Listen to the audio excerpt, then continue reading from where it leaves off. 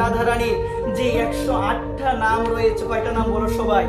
শ্রীমতী রাধারানীর যে 108টা নাম রয়েছে, এর মধ্যে একটা নাম হলো হৃদয়া। নাম কি বলো সবাই? হৃদয়া। শ্রীমতী রাধারানীর নাম, তিনি হৃদয়া আছেন। কোথায় আছে? হৃদয়া। তিনি হৃদয়া আছেন, তিনি হৃদয়নাথ। আমাদের হৃদয়ে পরমাত্মা রূপে ভগবান বিদ্যমান। আর আমার পরম করুণাময়ী, আমার প্রাণেশ্বরী শ্রীমতী রাধারানীর একটা নাম হলো হৃদয়া। তিনি হৃদয়া আছেন। এই হৃদয়দনকে আমরা চিনতে পারি না। এই হৃদয় মাঝে ভগবান আছে। ওই ভগবানকে হৃদয় মাঝে অনুসন্ধান না করে, অন্বেষণ না করে বাহির পানে তাকে খুঁজে বেড়ায়, কিন্তু আমার অন্তরে বসে আছে, তাকে আমরা কেউ দেখতে পাই না একবার।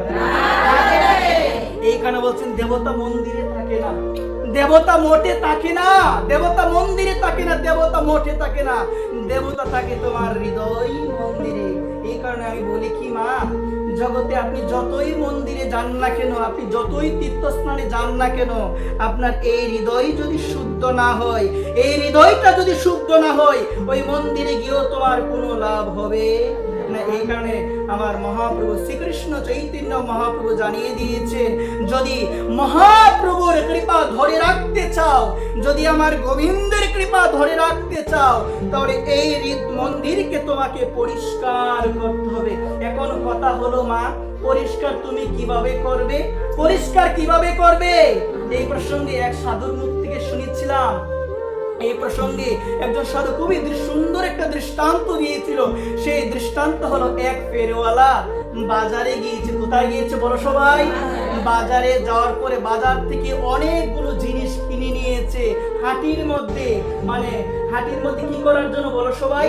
বিক্রি করার জন্য। সে বলছে কেউ কিছু লাগবে কি, তোমাদের কিছু লাগবে কি? সে সবার বাড়িতে যাচ্ছে।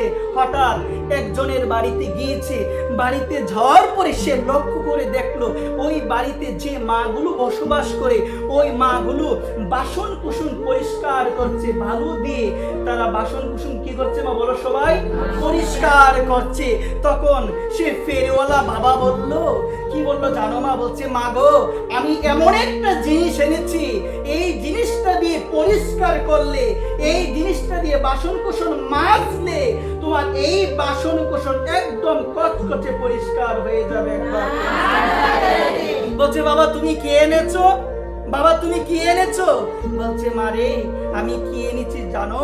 আমি এনেছি এই হরি নাম। একবার আমি হরি নাম এনেছি। এই প্রসঙ্গে কেন বলা হলো? আমি হরি নাম কেন এনেছি? আমি এই জন্যই হরি নাম এনেছি, কারণ একমাত্র হরি নাম হলো সেই নাম, তারক ব্রহ্ম হরি নাম, যে হরি নাম আপনার হৃদয়ের মাঝে যত ময়লা রয়েছে, যতই ঘষাঘষি করেন না কেন, যত কিছুই করেন না কেন, যদি নাম রূপী মন্ত্র দ্বারা হৃদয়কে মার্জিত না করেন, আপনার হৃদয় কখনো পরিষ্কার হবে না। একবার আপনার হৃদয় কি হবে না? কখনো পরিষ্কার হবে না। এই কারণে মহাপ্রভু বলছেন, শিক্ষাষ্টকের মধ্যে যে 8টা শ্লোক আমার মহাপ্রভু নিজে লিপিবদ্ধ করেছেন, এর মধ্যে প্রথম শ্লোক হলো চৈত দর্পণ মার্জনম বব মহাদবাগ্নি নির্বাপনম। আমার মহাপ্রভু বলছেন, চিত্তরূপ দর্পণটাকে মার্জন করতে হবে। কি করতে হবে বলো সবাই? এই চিত্ত শব্দের অর্থ হলো হৃদয়। চিত্ত শব্দের অর্থ কি? হৃদয়। আর আমাদের ভাগবত আমাদের জানিয়ে দিল, আমাদের হৃদয়ের মধ্যে বহু বহু জন্মের ময়লা, বহু বহু জন্মের পাপ তাপ রয়েছে, যার কারণে আমরা কি করি গো মা? আমরা ঈর্ষা করি, আমরা হিংসা করি, একে অপরের উন্নতি আমরা দেখতে পারি না।